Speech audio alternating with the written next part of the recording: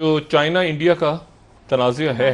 और जो अमेरिका और चाइना का तनाज़ा है बुनियादी तौर पे, और इंडिया को जाहिर है कि अमेरिका देख रहा है इस वक्त अपने एक सैटेलाइट, उनकी सैटेलाइट स्टेट बनाए मोदी के दौर में, मोदी साहब ने बना दी है। वरना इंडिया की सोसाइटी बहुत, उसमें ज़बरदस्त किस्म के लोग आप देख, फनकार, साइंटिस्ट, डॉक्टर्स, पॉलिटिशियंस, हर किस्म। ये मोदी जो है ना, आरएसएस, ये अलग चीज़ है। अब जनाब क्या हुआ है वहाँ पे कि मोदी साहब अब फंस गए, और फंस इसलिए गए हैं मोदी साहब कि डब्ल्यूएचओ का इजलास हो रहा है 18 तारीख को, और ये असल में डब्ल्यूएचओ का भी नहीं है, ये WHA का इजलास है, यानी वर्ल्ड हेल्थ अथॉरिटी, और उसमें बहुत सारे ममालिक हैं, कोई 80-90 मुल्क हैं दुनिया के, पाकिस्तान भी उसका मेंबर है, ठीक है। और उसके 2-3 दिन के बाद जो WHO का एग्जीक्यूटिव बोर्ड है उसका इजलास होगा गालिबन 22 मई को, और 22 मई को इजलास होगा। तो उस 22 मई के इजलास में अगले 3 साल की जो सदारत है एग्जीक्यूटिव बोर्ड की, वो जा रही है भारत के पास, वो मुख्तलिफ मुल्कों के पास वो घूमती रहती है। सही। अब अमेरिकन का ये कहना है कि WHO के अंदर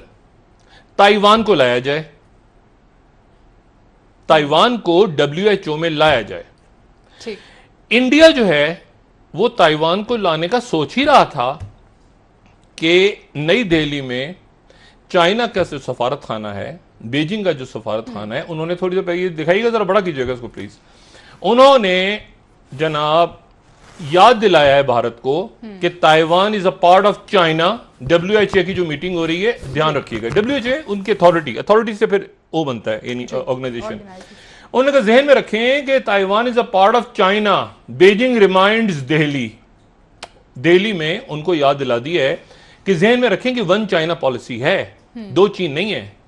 आप 2 चीन बनाने की कोशिश ना करें, ताइवान हमारा हिस्सा है। अब इंडिया यहां पे फंस गया है क्योंकि जो माइक पॉम्पियो हैं, माइक पॉम्पियो ने कल एक मीटिंग, उन्होंने वर्चुअल मीटिंग की, वो इजराइल में है इस वक्त जी। इजराइल से अभी तक मेरी इत्तला है कि कहीं और नहीं जा रहे, किसी और मुल्क में हो सकता नहीं, हाँ यरूशलेम में थे, लेकिन हो सकता है वो एक दिन का दौरा, तो हो सकता है किसी और गल्फ स्टेट में चले जाएं वो,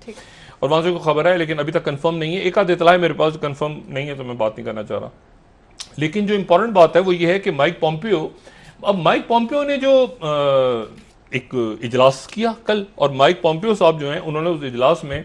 वो जयशंकर साहब थे भारत से, और उसमें जनाब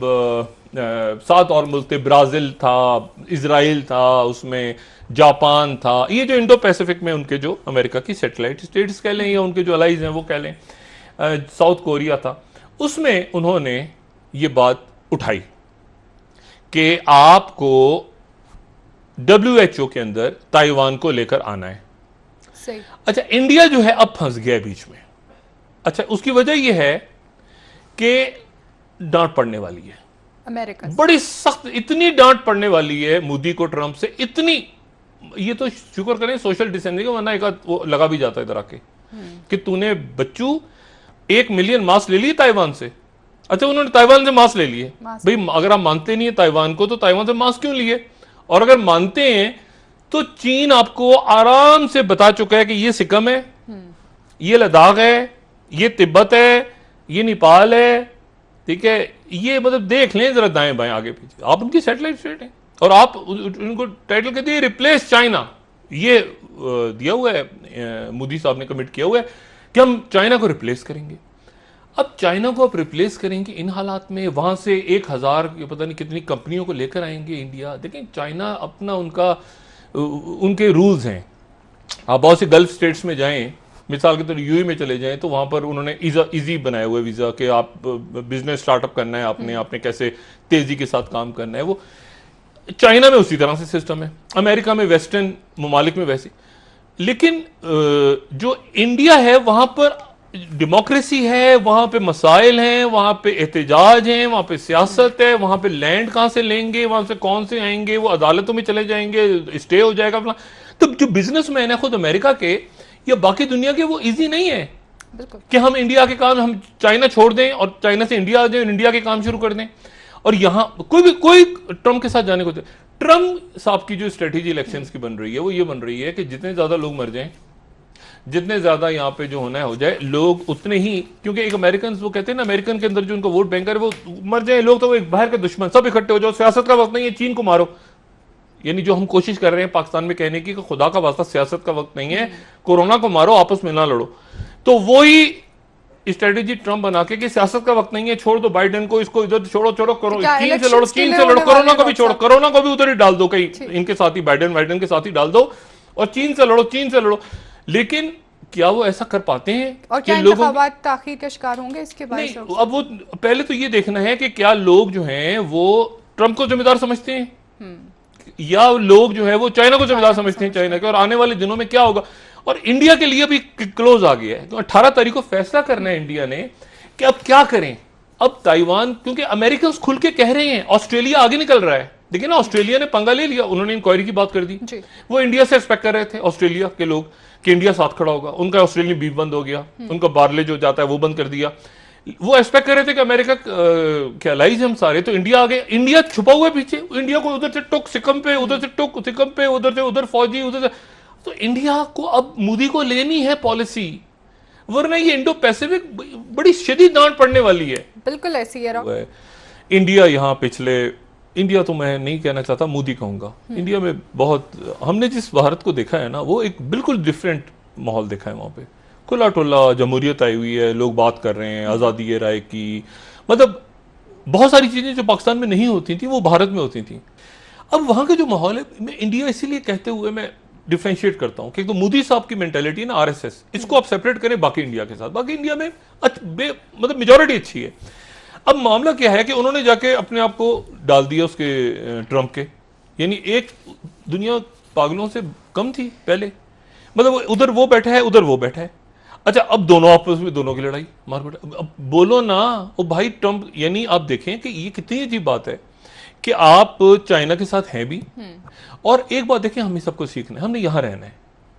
चाइना ने भी यहां रहना है, इंडिया ने भी यहां रहना है। सार्क जो था वो ममालिक जिसकी मीटिंग्स के लिए पाकिस्तान 2 साल 3 साल से कह रहा है कि मीटिंग्स करो, मोदी साहब हवाओं में उड़ रहे हैं कि ट्रम्प मेरे साथ आएगा तो मुझे बचाएगा।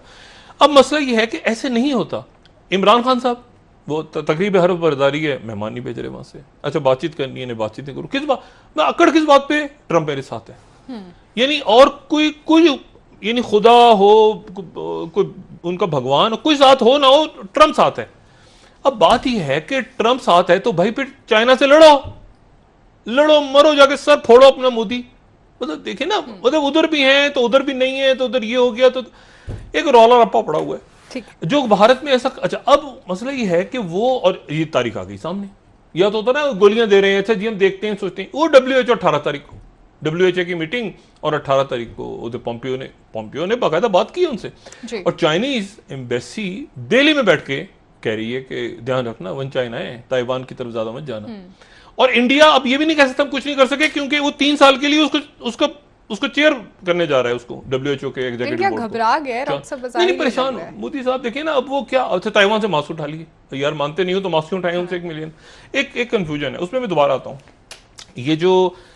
इमरान खान साहब के इश्यूज है ना इस वक्त, देखें पहली बात तो ये कि एक बहुत बड़ी तादाद में लोग जो हैं इमरान खान साहब के काबीना के और अरकान असेंबली, मैं रोज ये बात कर रहा हूँ, देखें जुल्फिकार बुखारी साहब सामने नहीं आ रहे हैं, ठीक है, उन्होंने खुद, इमरान खान साहब ने खुद उनको पीछे किया। शहबाज गिल साहब की आपको गुफ्तगू कम नजर आ रही है, शहजाद अकबर